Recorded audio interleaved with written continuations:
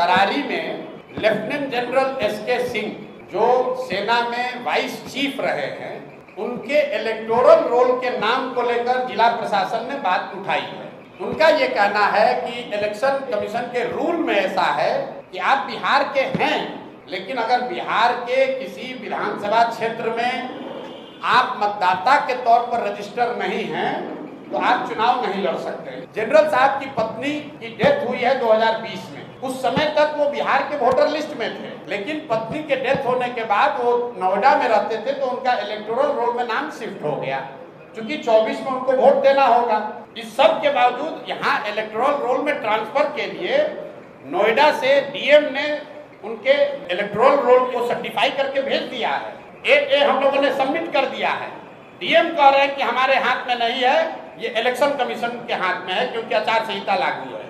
अब बताइए, डीएम अपना हाथ पल्ला झाड़ लिए। जो आदमी vice chief of army staff है, क्या उसके नागरिकता पर शक हो सकता है? करड़ के वो बच्चे हैं, वहीं से पढ़े हैं, वहीं सूरतपुरा स्कूल से हाई स्कूल किया है, क्या इस पर शक है?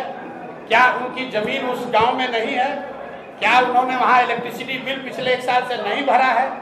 क्या उनका राशन कार्ड नहीं है? सब कुछ है। अब हम लोग पटना जाकर पिटीशन दिए हुए हैं। बिहार में सबसे बड़े कानून के जानने वालों में एक वाईवी गिरी जन सुराज के संस्थापक सदस्य हैं।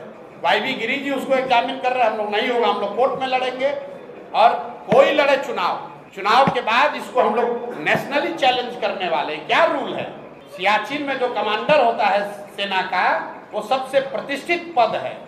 उस पद को जिस बिहार के लड़के ने लीड किया है, उसको आप कह रहे हैं कि चुनाव नहीं लड़ने देंगे।